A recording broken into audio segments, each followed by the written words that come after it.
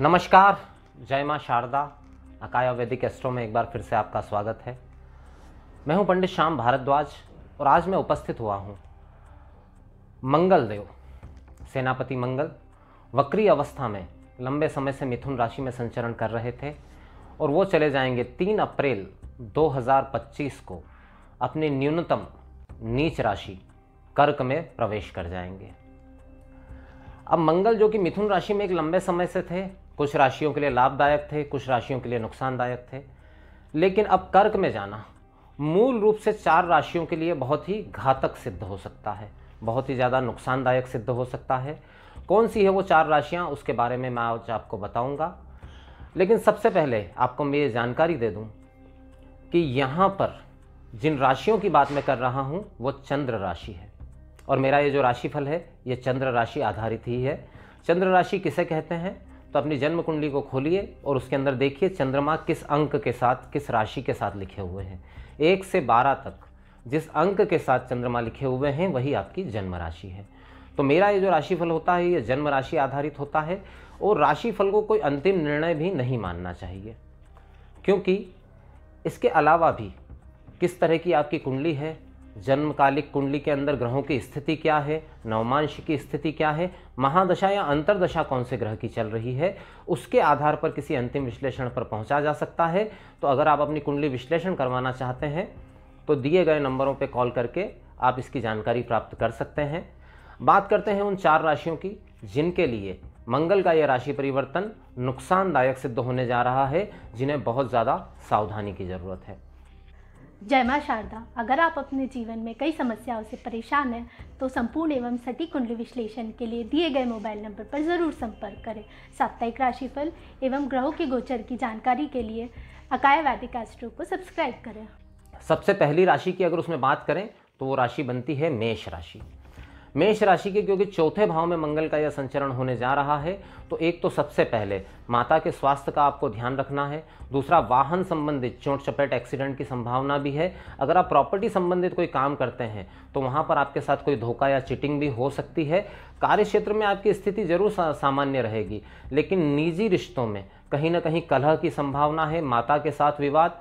अगर आप अविवाहित हैं और विवाह की बातचीत चल रही है तो वहाँ पर भी समस्या आती हुई यहाँ से दिखाई दे रही है। तो पहली राशि बनती है मेष, जिसके लिए बहुत ज़्यादा सावधानी की ज़रूरत है। दूसरी राशि जिसकी अगर हम बात करें, जिसके लिए यह समय जो है थोड़ा परेशानियों भरा हो सकता है, वो राशि बनती है सिंह। सिंह राशि के लिए क्योंकि 12वें भाव में मंगल का यह गोचर होने जा रहा है, तो इस समय पे संभव हो तो कोई लंबी दूरी की यात्रा ना करें, स्वास्थ्य का ध्यान रखें। हीमोग्लोबिन से संबंधित समस्याएं आपके जीवन में हो सकती है, तो स्वास्थ्य का विशेष ध्यान रखें। इस समय चोरी, चोट चपेट, नुकसान आदि की संभावना यहाँ बनी हुई है, तो पूरी तरीके से सिंह राशि वालों को यहाँ सावधान रहना है। एक लाभ ज़रूर मिल रहा है कि कहीं ना कहीं धन लाभ की संभावना यहाँ बनी हुई है, लेकिन साथ ही साथ अविवाहित लोगों के विवाह संबंध विच्छेद होने की, दाम्पत्य सुख में कमी, घर में कलह का वातावरण, इस तरह की संभावना यहाँ बहुत ज़्यादा बनी हुई है। तीसरी राशि की बात करें जिसके लिए यह समय जो है थोड़ा सा मुश्किलों भरा हो सकता है, तो वो राशि बनती है मकर। मकर राशि के लिए कुछ मामलों में तो बड़ा लाभदायक है ये, लेकिन एक मामला जिसके अंदर सबसे ज़्यादा नुकसानदायक है वो है दाम्पत्य सुख, विवाह संबंधित बातचीत। इनसे संबंधित समस्या आपके जीवन में आ सकती है। प्रेम संबंधों में तनाव रह सकता है।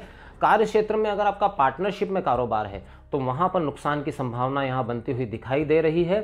थोड़ा सा संयमित रहें। इस समय पे आपका क्रोध बहुत बड़ा चढ़ा रह सकता है और आप अति जल्दबाजी में कोई कार्य कर सकते हैं, तो उस मामले में आपको थोड़ा सा सावधान रहने की आवश्यकता है। अंतिम राशि जिसके लिए यह समय थोड़ा सा डिफिकल्ट हो सकता है वो राशि बनती है मीन। मीन राशि पहले से ही 7.5 में है। ऐसे समय में पंचम भाव में मंगल का अपनी नीच राशि में गोचर, देखिए धन लाभ की संभावना यहाँ पूरी बनी हुई है। धन लाभ आपको होता हुआ दिखाई दे रहा है, लेकिन कहीं ना कहीं प्रेम संबंधों में तनाव, गर्भवती महिलाएं अत्यधिक सावधान रहें, मिसकैरेज की संभावना यहाँ पर बनती हुई दिखाई दे रही है। प्रेम संबंध के टूट जाने की संभावना भी यहाँ पर बनती हुई दिखाई दे रही है और साथ ही साथ आपके स्वास्थ्य में या चोट चपेट एक्सीडेंट की संभावना भी यहाँ पर बनती हुई दिखाई दे रही है।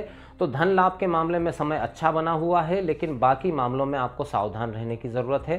तो ये थी वो 4 राशियां जिनके लिए मंगल का यह गोचर कहीं ना कहीं नुकसानदायक सिद्ध होने जा रहा है। इसके उपाय के तौर पे अगर हम देखें तो सबसे बढ़िया चीज़ ये है कि हनुमान जी की शरण में चले जाइए, बजरंग बली की सेवा करिए, हनुमान चालीसा का पाठ करिए।